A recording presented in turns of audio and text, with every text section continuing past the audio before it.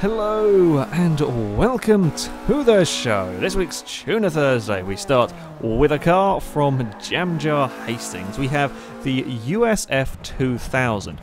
An interesting choice of vehicle, this one, because certainly it's going to be very good through the turns. It's a single-seater race car. It's very, very light, 1,200 pounds. That's all it weighs. It is going to be very, very good handling. And certainly these cars can be pretty damn quick when it comes to A-Class. However, of course, it's not going to have very much power. This one, I think, is the least powerful car we've had, 191 horsepower. That's it.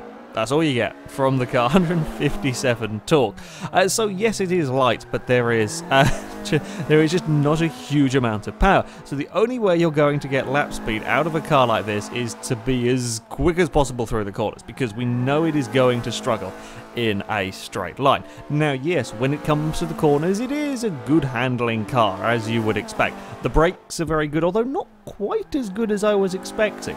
I will be honest, there were a couple of times when I was sort of just finding the limits of the car. I was expecting it to be able to brake later than it could. I'm not sure if that's just my expectations being a little bit off. It didn't stop quite as well as I was expecting a race car to, in comparison to some of the other vehicles that I've driven around here. But still, it does get slowed down very, very quickly. And when it comes to the turns, there is, as you would imagine, a lot of grip, especially through this corner here. You can carry huge corner speed through there, and the car is absolutely fine with it. You can carry far more corner speed than pretty much any vehicles through that particular turn. The problem is the lack of power, and that is a big problem on this circuit. While yes, Long Beach is quite a tight and quite a technical circuit, there are a lot of big acceleration zones. There's a lot of sort of right-hand angle corners followed by a short straight, and that is a little bit of a problem for this car, because it just doesn't really have the power, doesn't really have the acceleration to get in between the corners. Yes, it can get round the corners very quickly, but in between the corners, it's not quite fast enough. It just doesn't quite have the power for the acceleration to get around this track quickly. Top speed wise, it's only doing about 140 miles an hour, and may even be a little bit less. You know, I'm not expecting it to be massively quick down a straight. So we had a Lotus 211 that was doing about that sort of speed in a straight line as well. You know, you expect it to be fairly slow when it comes to the straight line bits, but the real problem is the acceleration in between the corners. Also, there is a tiny bit of oversteer when you go to put the power down with this vehicle that caught me out. I didn't have any big moments with the car. I just got it sideways and started losing a little bit of time if you're not careful. One other big thing that you do have to be aware of, course, the curbs. It doesn't like them at all, so we don't go near them. And the final turn here, the hairpin, you've got to make sure you carry enough speed. This car is notorious for bogging down in first gear. This tune for the vehicle is very good. It gets off the line incredibly nicely for an F2000 car, but it's still not particularly good. So you've got to make sure you carry enough speed through that final hairpin so that the vehicle doesn't bog down, so you actually have some go when you get out of the corner. But yeah, an interesting car to drive. Up next, we have got Yami here 682 with a BMW Z8, a car that is, I think, often forgotten about. I don't think I've ever seen a Z, aside from in the Bond film, where it's in it for about 5 minutes and gets cut in half by a helicopter saw bladey thing. I don't think I've ever seen a Z8. It just sort of was released and then promptly vanished. So an interesting choice of vehicle. Certainly I've never driven this car in Forza. This one has the 5.2 litre V10 from a Lamborghini, so there is plenty of horsepower, 625 of it. So it's getting up there with some of the more powerful cars that we have had on this series. 443 torque as well. We're pretty decent on the engine front. It is a little bit on the heavier side though, 2,800 pounds. Admittedly not as heavy as some of the vehicles that we have had. However, it does feel quite a heavy car. It didn't feel light and agile through the corners, certainly, although it was relatively planted as well. Kind of the trade-off you can often get. Cars that are incredibly agile can often be a bit twitchy and a bit slidey. This thing did feel very, very planted. Now, unlike the F2000, straight line speed is not a problem with the BMW. We're getting up to the 160-mile-an-hour mark again down that first sort of straight, and acceleration in between the corners was much better. We just have a lot more power. Yes, there is more weight to move around, but there's so much more power that that's more than enough to overcome that. And wheel spin is also very well controlled. I don't know what size rear tyres are on the back of this. I'm assuming it isn't the ludicrous 345s that we often see on the muscle cars, but I'm guessing they're a decent sized tyre, because we can certainly put the power down out of the corners without too much problem. Yes, when you floor it with 600 horsepower in a rear-wheel drive car, it will slide a little bit, but to be honest, it doesn't slide that much more than the F2000 car. You can often just boot it and it'll be okay. It'll be okay, and yeah, you can get some decent speed in between the corners. The brakes caught me out a few times. Again, they weren't fantastic with this car. I think it's still, you know, it's a little bit heavier than some of the vehicles that we've seen. It just doesn't quite get slowed down. I mean, also, it is going quicker than some cars, sort of into a braking zone. Yeah, I had a few issues with getting the car stopped, but once you get the hang of it, once you learn where you can get on the brakes, where you can push the car, and where you can't, it was a very nice car to drive. There was just that teensy-weensy bit of understeer that I like in a car that's telling me I'm being a bit of a fool and trying to take too much speed through a corner, and then it's very, very easy to correct it all. And yeah, when you put the pad on, I mean, you will see the occasional puff of smoke here and there from the rear tyres, but I'm not having to be careful with the throttle on this car. It's once you've got it stopped and you've got it turned in, you boot it, and the car may slide a little bit, but it'll sort itself out and you'll be good to go. It's yeah, it was a very good, fun car to drive. Going into it, I had no idea what to expect from the BMW, having never driven. I don't think I've even seen one in an online lobby before. But yeah, it was a very good, fun car to drive. Just had to be careful with the brakes. Up next, from Impreza 1957, we have a 92 Honda NSX. We've had a couple of NSXs, and the NSXs that have been on here have gone pretty damn quickly, but they've been the modern version of the car. This one, it is the older one. Statistic-wise, well, it's not as powerful or as torquey as the BMW, 468 horsepower, 350 torque, but it is a lot lighter, 2,299 pounds. That is actually very light. I didn't quite realise how light you could make this car. Now, the power-to-weight ratio in this is very, very good, but of course, there has to have been a compromise somewhere to have got all of the power and so on, and the lack of weight, if you like, in an NSX, and that compromise is that this doesn't have race tyres. I'm not sure quite what grade of tyre it does have on it, but it certainly doesn't have race tyres. When you go in the Forza Vista, you can see the tread on the tyres and the markings on the sidewall. That's what gives it away.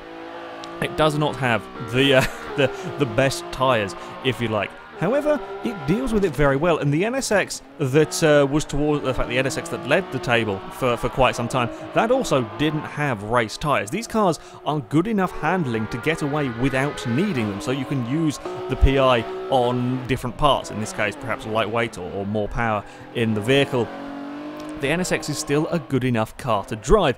Yes, it does mean it is a little bit more slidey at times. There isn't quite the ultimate corner grip through there. You have to be a little careful with this one. Over, let's say, a version, if it had race tyres, it would perhaps be a bit of a heavier car, it would be down on power. You could probably be more aggressive. This one, you do have to take it a little bit careful at sometimes.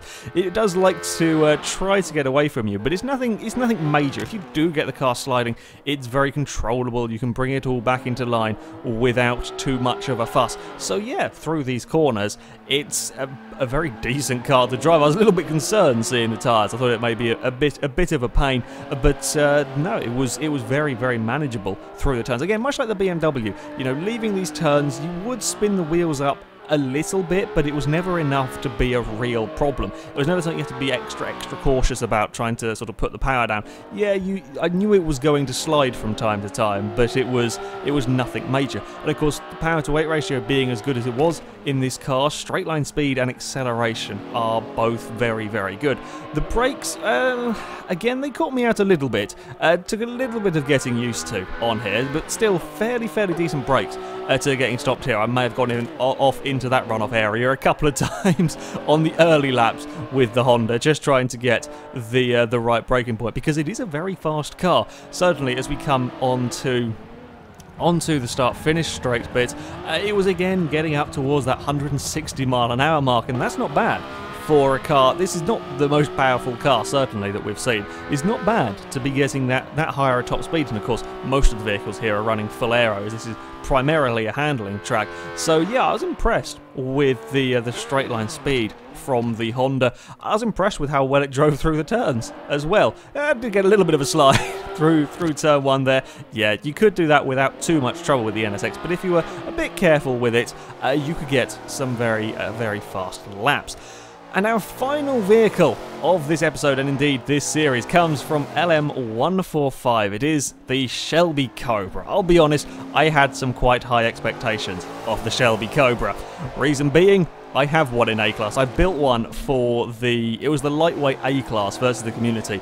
I built one of these up and I raced it, and I sort of tuned it and built it at Long Beach, and my one would go into the 22s. I know these can be phenomenally fast A-Class cars, so yeah, I was curious to see how this one would do. This particular one is much more of a power build than the one that I came up with. 570 horsepower, 664 torque. That is an awful lot in a car that weighs 2,209 pounds. That's it. It's lighter than the NSX. It has almost about 100 more horsepower and 300 more torque than the NSX in a car that weighs less than it.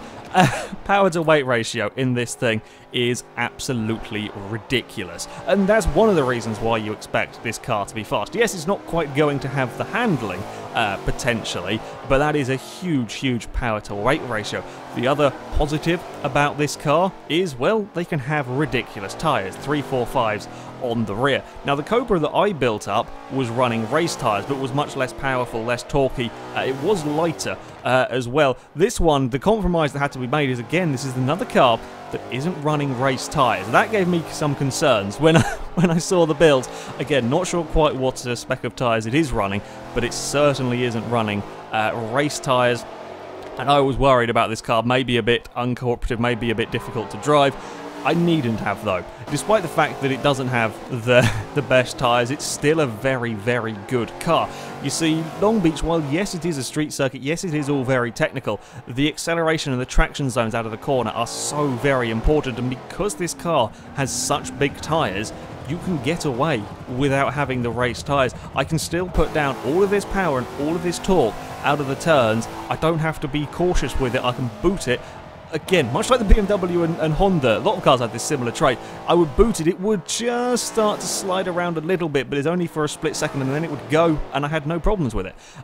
I could floor this car out of the corner despite not the race tyres and everything, and it would still be absolutely okay. Admittedly, it was down on a little bit overall grip, if you like. It couldn't quite carry the same speed through the turns as I could have done with a race tyre car, and if you do get it wrong, it would go quite sideways. You did have to be careful, much like with the NSX. Again, it was a car that you certainly had to drive with a little bit of caution, but still, I was surprised just how easy this one was to drive with not having race tyres and with all the torque. Again, you see here, this is where I was getting the cars just a little bit sideways, but it was perfectly manageable. Straight line speed, of course, is going to be pretty damn good with this vehicle. Another one that's getting well past the 160 mile an hour mark, and it's the acceleration that the F2000 car lacked in between the corners that something like this has in abundance. Because of that traction you get out of the medium speed turns, yeah, you can really fire it down the straights.